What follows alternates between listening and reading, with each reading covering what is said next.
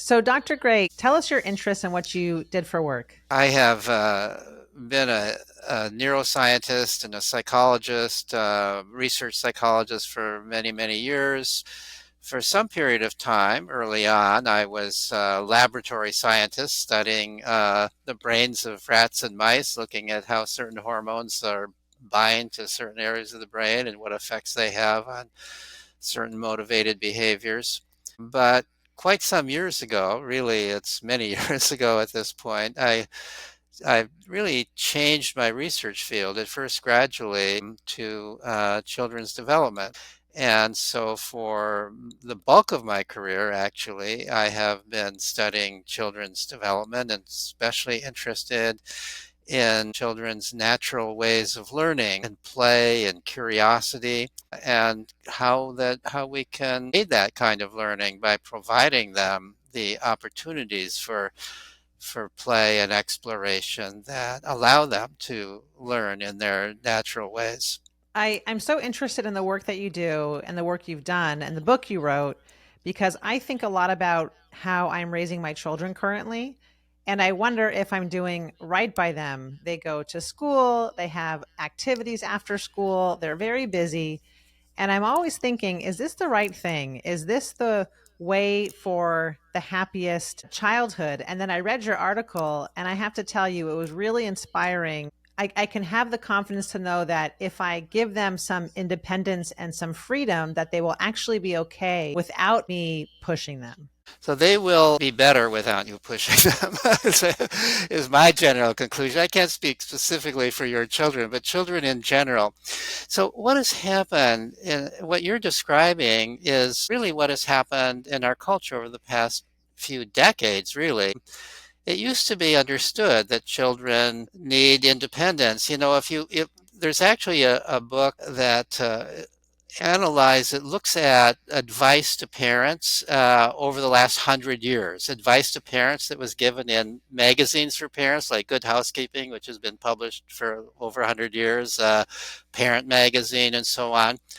And up until about 1970, the advice was always your child should walk to school by themselves by the time they're 5. If your child is hesitant about doing that, you need to encourage the child to do it. That's the kind of advice being given. Your child should be doing chores on their own. You shouldn't have to be reminding them all the time. Your child should be out there playing with other kids. This was the kind of advice given, that there was fear that children would be too timid. We needed to encourage them to be brave. Now we aren't allowing them to be brave. Not only are we not encouraging them to walk to school on their own, but we're not allowing them to. And even those parents that do allow them to risk being arrested for doing so. What has happened to our society? The world isn't any more dangerous than it was, and it truly isn't. The crime rate is down compared to decades ago. The crimes that people are afraid of are almost non-existent. I can't say completely non-existent. They do exist, but very, very rare. So this is a cultural delusion. And it's a delusion that is harming our children. I'm quite convinced of that. That's what a lot of what I've been writing about lately. I love that you're talking about this because there's a culture where all parents I talk to are really obsessed with their kids being safe, and it's permeating everywhere. And I like what you're saying because I want to remind myself that, yes, of course, there's always some risk in my kids doing things without my supervision, but there's a risk involved in not letting them do things. Exactly. I'm a big believer in safety, but I think that we have to use common sense about what's safe and what's not safe. And our approach should be, instead of denying our children the opportunity to do things, let's teach them how to do them safely. So this was very common in the past. So I remember my first experience with independent activity many, many years ago.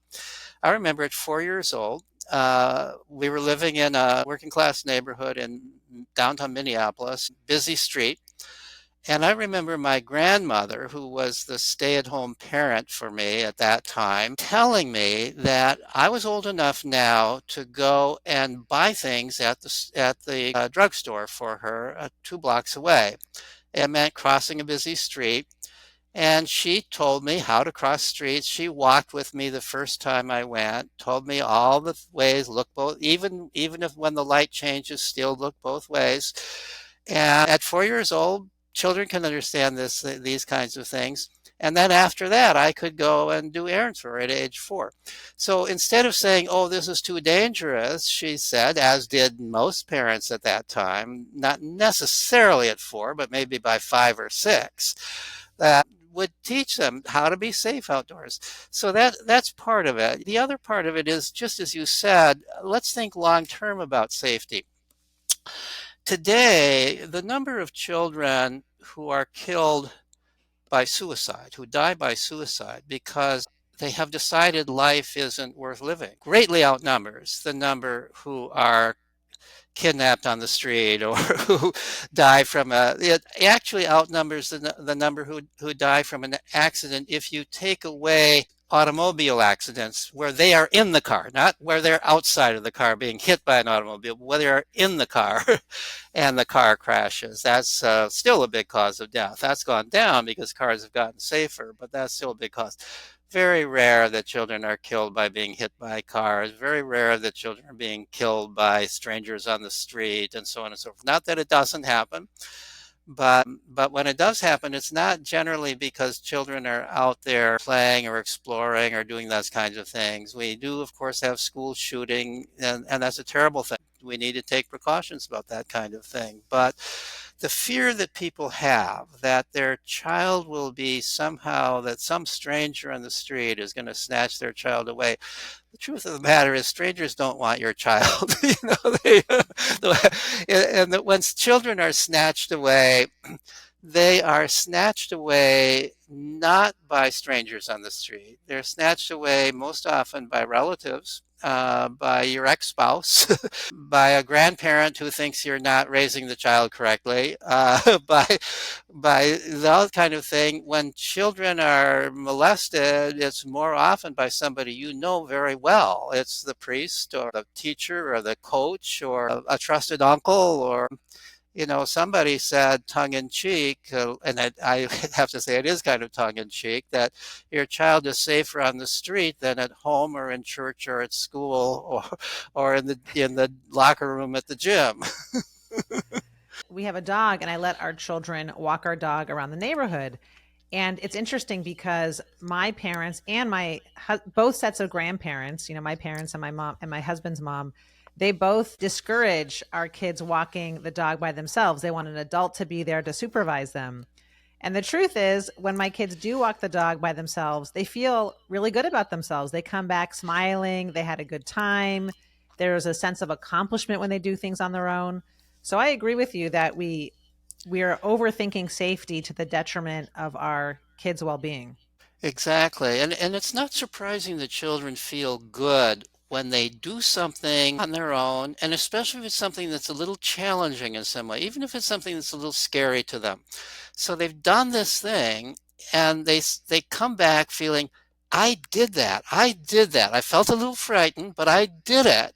That's growing up. That's what children are designed. The whole purpose of childhood is to grow up. The whole purpose of childhood is to become increasingly independent. So it's not surprising, therefore, that children feel this sense of pleasure and accomplishment whenever they do something that's a little challenging, a little new to them, and they do it. Whether it's climbing a tree, I climbed that tree and I came and I felt some fear. I climbed that tree, but I did it. I came down. I lived to tell the tale. There's nothing that makes a child feel better about themselves than something like that. It's true. And I try to tell parents, because I do talk as a pediatrician, I talk to parents often who are afraid of their kids falling and injuring themselves. But I explain that kids are made of rubber. Usually They when they are. fall, they bounce back. And if they don't, and let's say worst case scenario, they get a fracture, it's amazing how quickly they bounce back, is the truth.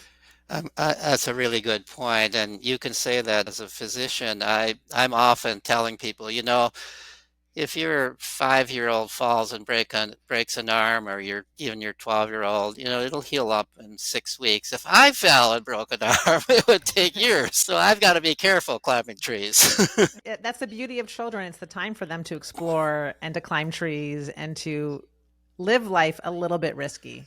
So some people are afraid, well, if the child has some kind of an accident, say they fall out of a tree or they almost drown while swimming, but somebody saves them. There's actually research that shows it does not have that effect. They don't become terribly afraid of the water after a scary incident in the water. They don't become terribly afraid of climbing just because they fell and hurt themselves one time. The worst thing, if a child has a kind of phobia, a fear of heights, a fear of water, a fear of this, the worst thing is for them not to ever be exposed to the thing that they're afraid of. One thing we know is the way you overcome fears is not by avoiding the feared thing, it's by confronting the feared thing. That's the old story, if you fall off the horse, get back on it again.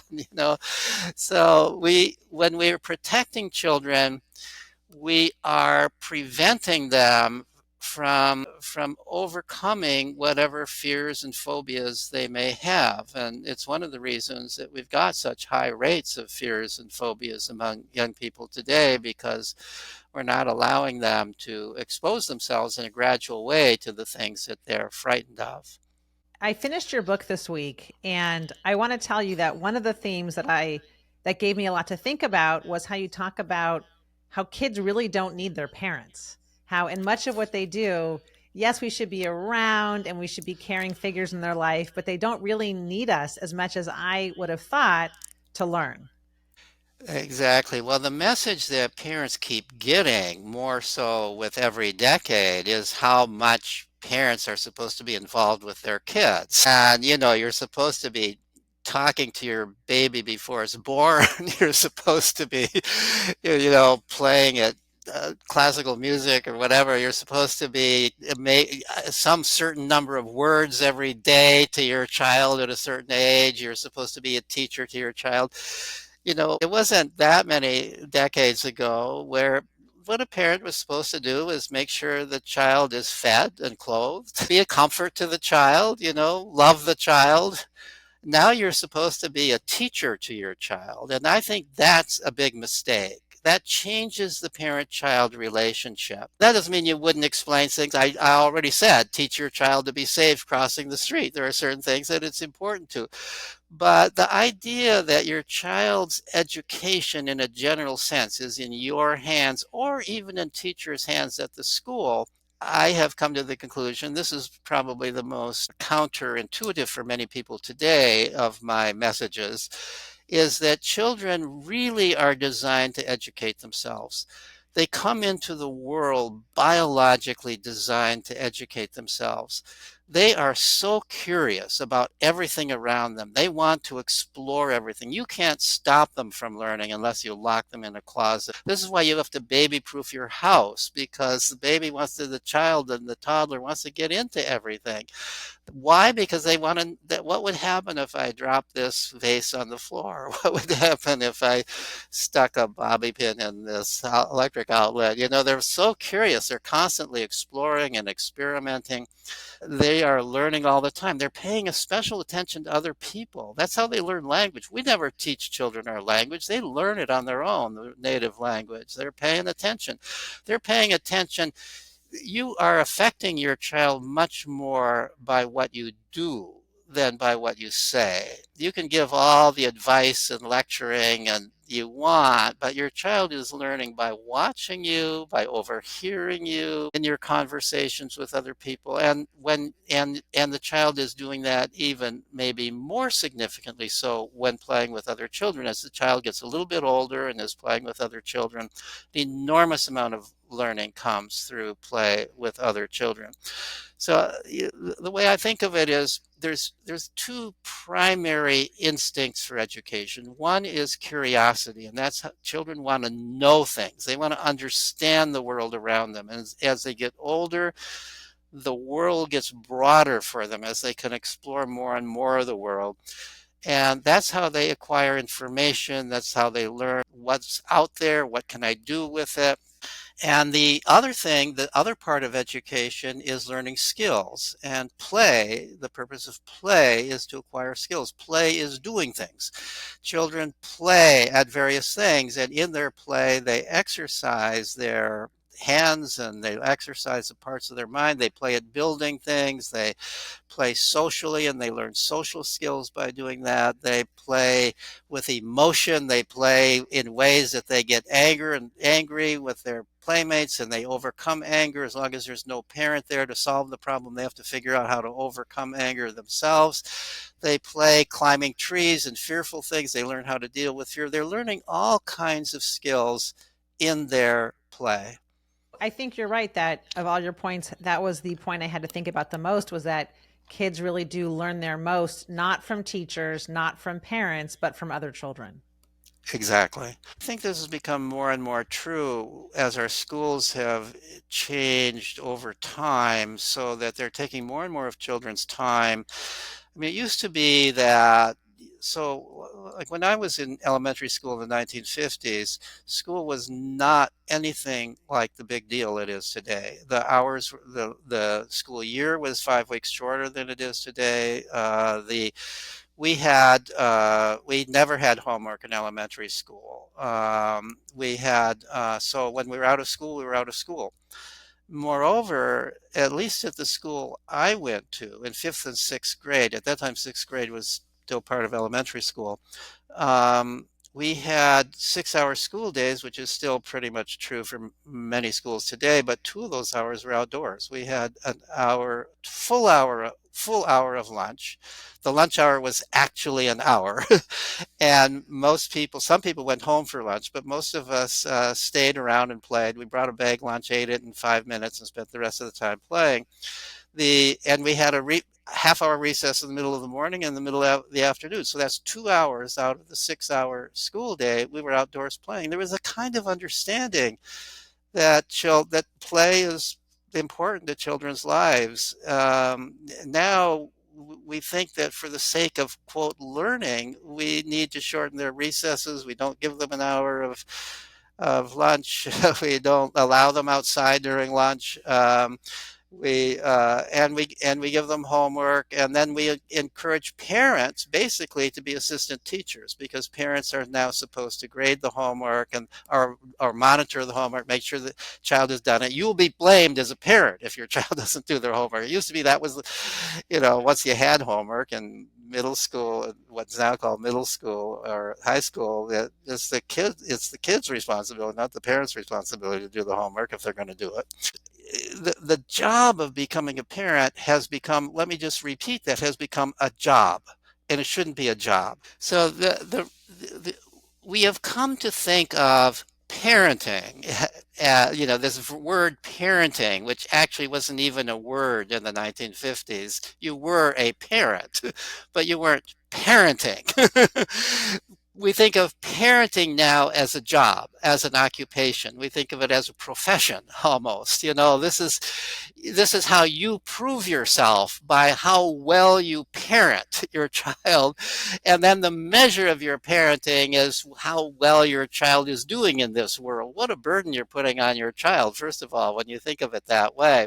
So this is a real change in attitude, that and a much better approach would be to think of, being a parent is a relationship. You have a relationship with this person who's entered your home.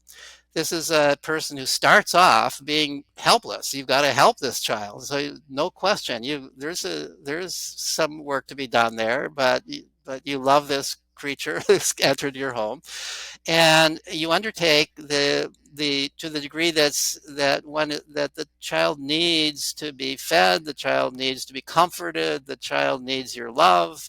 You provide all of those things. But as the child grows older, the important thing is that now the child needs to do and wants to do more and more things by themselves. And that's when the parents need to back off. And so I think this idea that parenting is a job that we evaluate, that an important idea to overcome, I think, for most parents, is that your child is going to be who your child is, regardless of you. And your child is not you. Your child is not, your child is even genetically, your child is some mix of your genes and the other parent's genes, a whole new person. And your job as a parent, if it is a job, is to just understand who this person is and help this person be who they want to be. You're It's not to try to make them be something that you want them to be. That puts a burden on yourself and on the child that causes distress.